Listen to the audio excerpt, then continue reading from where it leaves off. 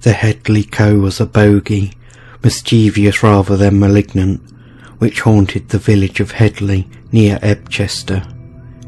His appearance was never very alarming, and he used to end his frolics with a horse laugh at the expense of his victims. He would present himself to some old dame gathering sticks in the form of a truss of straw, which she would be sure to take up and carry away.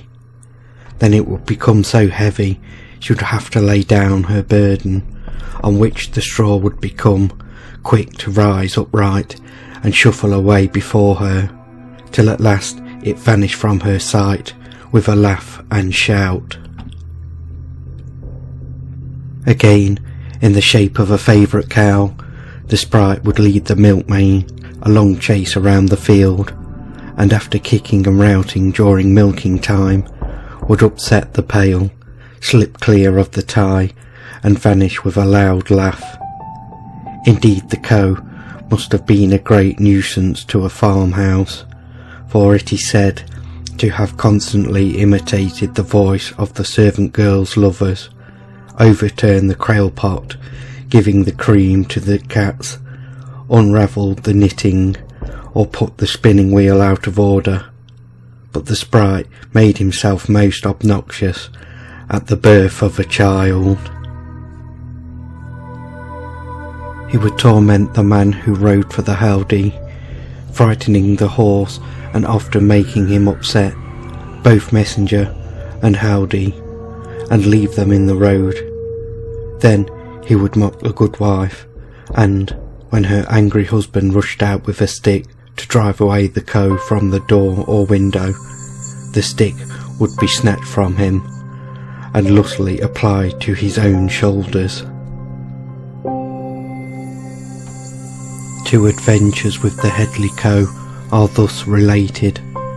A farmer named Forrester, who lived near Hedley, went out into the field one morning and caught, as he believed, his own grey horse. After putting the harness on and yoking him to the cart, Forrester was about to drive off when the creature slipped away from his limbers like a knotless thread, and set up a great nicker as he flung up his heels and scoured away, revealing himself clearly as the Hedley Kow. Again, 2 young men of Newlands, near Ebchester, went out one evening to meet their sweethearts, and arriving at the trysting place, saw them, as it appeared, a short distance before them.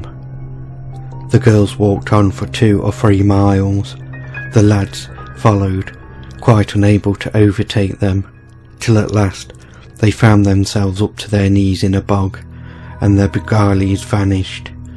With a loud ha-ha, the young men got clear of the mire and ran homewards as fast as they could, the bogey at their heels hooting and mocking them. In crossing the Derwent they fell into the water, mistook each other for the sprite, and finally reached home separately, each telling a fearful tale of having been chased by the Hedley Kow and nearly drowned in the Derwent.